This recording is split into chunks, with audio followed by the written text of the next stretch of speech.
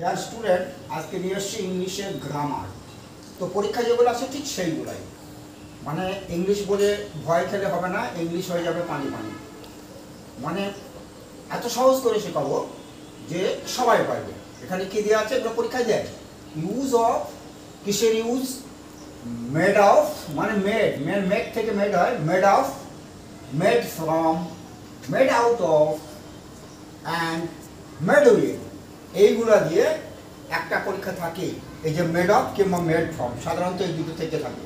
পরিষ্কার করে দিচ্ছি, এই যে মেড অফ, এগুলোকে গ্রুপ ভার্ব বলে। তো মেড অফ কোন জায়গায় ইউজ হবে? যেমন এই যে এখানে, মানে এই যে এখানে একটা, মানে কি একটা পোর্শন রেখেছি, মানে মেড অফের এক্সাম্পল এই চারটে, তাহলে একদম ক্লিয়ার হয়ে যাবে। দ্য ফার্নিচার, কি লেখা আছে? দ্য ফার্নিচার ইজ মেড, তারপর কি হবে? উ অফ, এটা অফ কি দেখো, মুখ দিয়ে বেরিয়ে গেছে, অফ উড। অফ উড মানে কি? উড মানে কাঠ। তো কাঠের যে বর্তমান অবস্থা, কাঠের কাঠই আছে। ফার্নিচার কি কাঠ থেকে লোহা হয়ে গেছে? হয়নি। তার মানে এইটাই যদি বলবৎ থাকে, সেম জিনিস যদি থাকে, এর মেটেরিয়ালটা যদি এইরকম সেম থাকে, তাহলে কিন্তু অফ হয়। মেড অফ মানে ওর কাঠের তৈরি, মানে কাঠই অ্যাকচুয়ালি। তো ফার্নিচার ইজ, তাহলে মেড অফ, এখানে কি হবে? মেড অফ উড, মানে এই ফার্নিচারটাও উড দেখা যায় কিন্তু। ঠিক আছে, একটা বুঝলে হয়ে যাবে, ফার্নিচারের উডটা দেখা যায়। নতুন কোনো জিনিস তৈরি হয়নি, নতুন জিনিস তৈরি হয়েছে, ফার্নিচার আইটেমটা তৈরি হয়েছে, কিন্তু উডটা আছে। এই ফার্নিচারে উড দেখা যায়, উডটা বর্তমান। এই ধরনের হলে অফ হবে। The chair is made of wood, এই যে চেয়ারটা, চেয়ারটা কিন্তু উডের তৈরি। ওই রকমই চেয়ার, মানে কাঠের চেয়ার কিন্তু উডের তৈরি, মানে উডই, এটা প্লাস্টিক নয় কিন্তু। এই পরেরটা দেওয়া আছে যেমন আবার, the bottle is made of, made of, এই যে made of, made of, made of plastic, মানে প্লাস্টিকের যে ধর্ম, সেই প্লাস্টিকটা বর্তমান আছে। বোতলটাও প্লাস্টিকই, কিন্তু আকারটা চেঞ্জ হয়ে গেছে। বোঝা গেছে কিনা কি? The ring is made of gold, মানে গোল্ড মানে সোনা, তো সোনা দিয়ে তৈরি রিংটা, তার রিংটা তো সোনাই, এটা কি রূপো হয়েছে নাকি? তাহলে সোনার যে এটাও, এখানেও সোনা আছে, মানে একই। অফ, মেড অফ মানে গোল্ডের তৈরি, প্লাস্টিকের তৈরি বোতলটি, উডের তৈরি চেয়ার, মানে কাঠের তৈরি চেয়ার, কাঠের তৈরি ফার্নিচার। এই যে এখানে হবে মেড অফ। মেড অফ তাহলে ক্লিয়ার কিনা? আর মেড ফ্রম কোথায় হয়? মেড, তারপরে এই যে দাগ দেওয়া আছে, এই পোর্শনটা কি? Made from. সাধারণত মেড অফ এবং মেড ফ্রম এই প্রশ্ন আসে, যে কোনো পরীক্ষায় আসে। তো মেড ফ্রম, যেমন কি বাটার, বাটার মানে মাখন, এই যে লেখা আছে আমার মাখন। বাটার ইজ মেড, এটা কি অফ হবে? না, অফ মিল্ক, মানে বাটারটা তো মাখন, মাখনটা কি দুধ নাকি? দুধের মতো নাকি? না, অন্য জিনিস তৈরি হয়ে গেছে, বাটার মাখন। তাহলে ফ্রম মিল্ক, মানে ফ্রম মিল্ক মানে কি? মিল্ক থেকে, দুধ থেকে আলাদা একটা জিনিস যদি তৈরি হয়, তখন সেটাকে ফ্রম বলো, মানে ওইটা হইতে তৈরি, ওটার তৈরি, ওইটা হইতে তৈরি। যেমন paper is made of wood, এই যে উড কাঠ, কিন্তু পেপারটা কিন্তু তো আর কাঠ নয়, পেপারটা তো কাগজ, কিন্তু উড থেকে তৈরি। এটা অন্য অবস্থায় আছে, এটা উড আর দেখা যায় না পেপারে, কাগজ। তাহলে paper is made from wood, তাহলে butter is made from milk.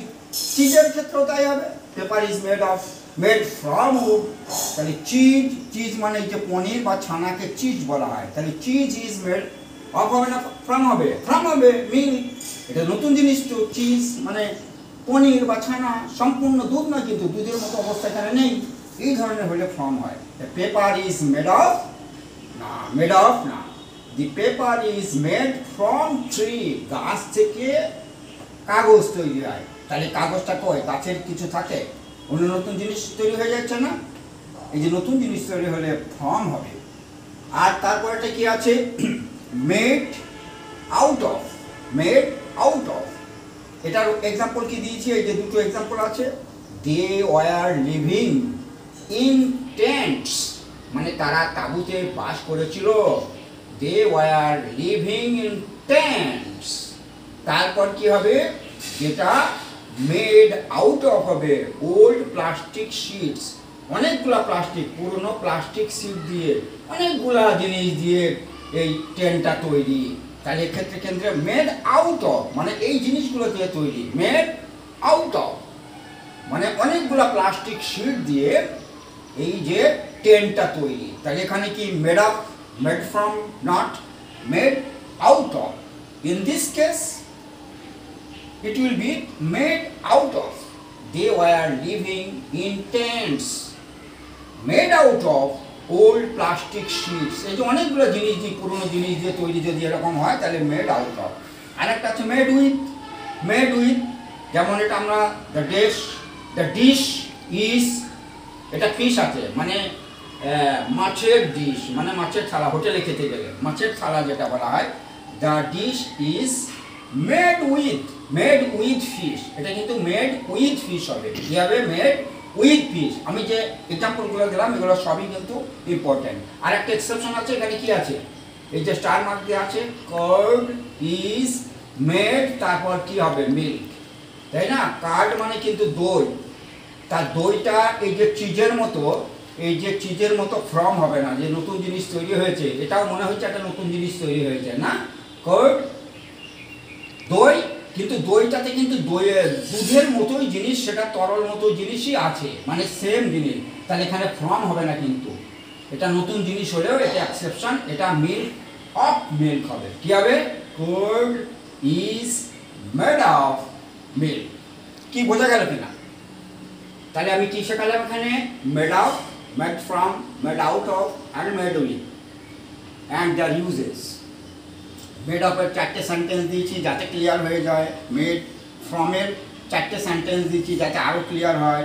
Made out অফের একটা দেখেছি, মেড উইথের দেখেছি, মেড অফ এটা এক্সেপশনাল দেখেছি। হ্যাঁ, অনেকে মনে করে এটা মেড ফ্রম মিল করে দেবে, যেহেতু না, এটা ইজি হবে, এটা ইজি হবে। এই মেড অফ, মেড ফ্রম খুব ইম্পর্টেন্ট, যে কোনো পরীক্ষায় দেয়। এগুলো একবার প্র্যাকটিস করলে হয়ে যাবে। আমি তো গল্পের আকারে বলে দিলাম, সেই জন্য বলছি ইংলিশ গ্রামার হবে পানি পানি। একদম যারা কিছু জানে না তারাও আমার ক্লাসে উপকৃত হবে। আর যদি উপকৃত হবে এটা মনে করে তাহলে কী করতে হবে? সাবস্ক্রাইব করে রাখতে হবে চ্যানেলটি। আর যদি ভালো লাগে শেয়ার এবং কমেন্টস করবে, লাইক করবে। Thank you all.